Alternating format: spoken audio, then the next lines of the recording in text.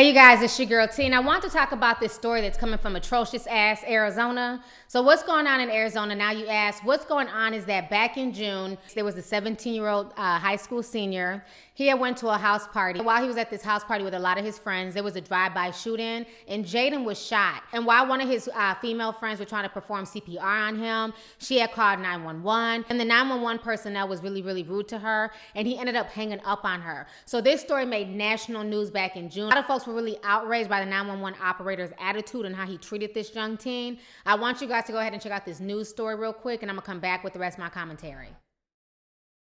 That frantic call for help keeps replaying over and over again in Esperanza Quintero's mind. Okay, you know what, ma'am? You could deal with yourself. I'm not going to deal with this, okay? No, my friend is dying.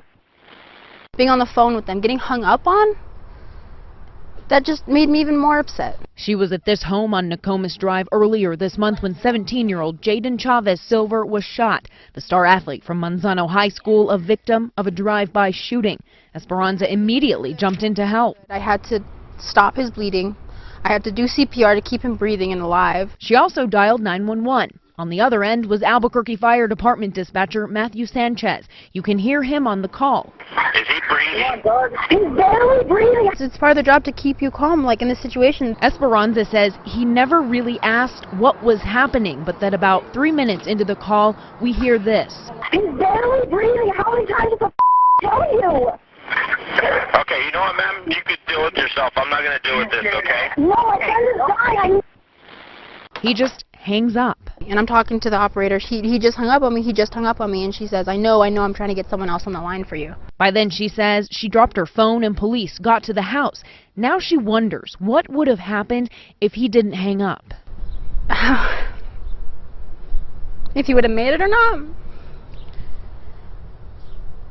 But if he had just tried to help, just a little. All right, so you guys just watched that really, really disturbing story. They said that the 911 operator who answered her phone call has since resigned, but now this story is back in the news because now they found the trigger man, the person who pulled that drive-by that killed young Jaydon. So what happened is that just yesterday it was announced that the trigger person was an 18-year-old teen. His name is Donovan Maez, and his mother is a New Mexico state representative. She's a lawmaker. So now this is causing even more controversy because you would think that somebody who's making laws and enacting laws would run her household better to the point where her son wasn't out here gangbanging and performing drive-bys and killing other teenagers. I want you guys to go ahead and check out this news clip of Donovan. Check this out, and I'm going to come back with the rest of my commentary.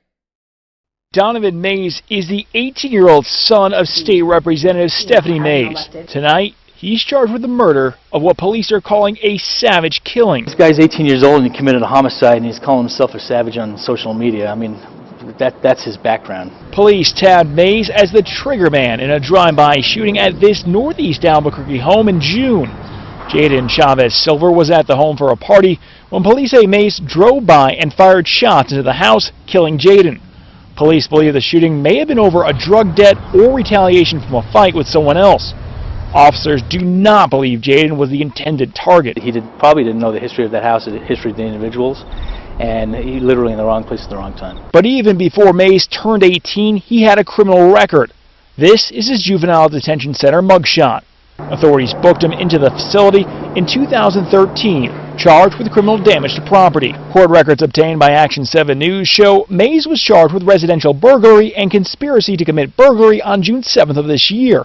In July, police issued a warrant for his arrest in a stolen vehicle case. Both cases are still pending. As for the murder of Jaydon Silver, police used phone records, social media posts, and witness statements to connect Maez to the shooting.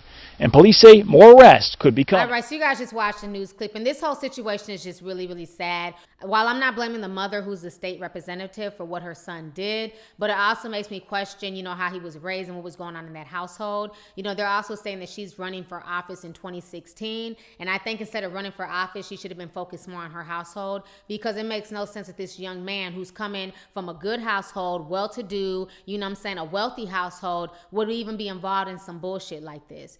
but I'm just glad that he was caught and he's been taken off the streets. But this whole situation is sad that this young man had to lose his life at this party. I'm saying that this 911 operator was just so nasty to this young girl for no reason. And because of that, the 911 operator had to resign from his job. So now he's out of work. So this whole situation was just a domino effect. But that's why I say to a lot of young teens, know your surroundings and know, where you're at, where you're going. While it's cool to go out and kick it with your friends and go hang out, sometimes those particular houses, sometimes, particular areas where you hang out at might be involved in nefarious activity. And it seems like that's what happened with this household. They were throwing a party, but this was a drug house and they were doing a lot of things out of this household. And they had been beefing with other, rival people, rival gangs. And that's why this drive-by ensued. So a lot of times you have to be really, really careful of your surroundings and be really, really careful before you go to, particular parties and particular house parties, and really know more about the situation and who's throwing the party and where the party's going to be thrown at. Because situations just like this can tend to occur where you're just going to go to a party and then you end up dying. When I was younger, the same thing happened when I was about 15, 16. It was at a house party. I was invited to go, but something just told me not to go because it was like in a shady area, and I just wasn't really feeling that I wasn't really feeling the people who were throwing the party. And I was asked by several people to go to this party, and something just told me, no, I'm just going to stay home. I'm just going to pass on the party. And I didn't go. And what happened is that another teenager ended up walking into the party, saw somebody that he was beefing with, and he shot and killed this young boy right there at the party. The young boy went into convulsions and literally died in front of everybody right there on the floor. So this was like a huge story in my neighborhood, a few years back. But I thank God that I didn't go that day, because bullets have no name. And, thank goodness only one person got shot. The person really could have came into that party and sprayed the whole party, but only one person got killed. So, you have to be really careful. And I think ever since then, it just made me really wary of house parties and going to certain people's homes to kick it. Like, I just really had to know the environment. I really had to know the people and what they're about.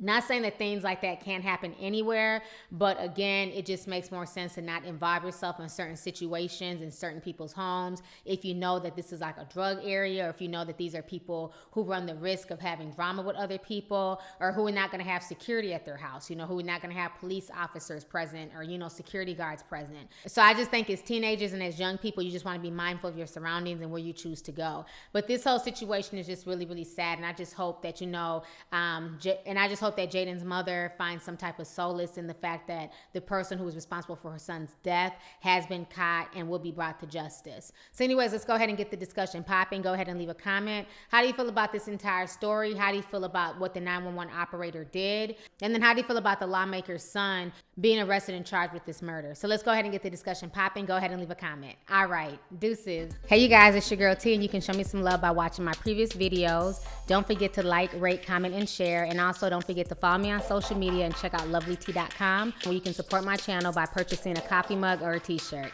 Talk to y'all later. Deuces.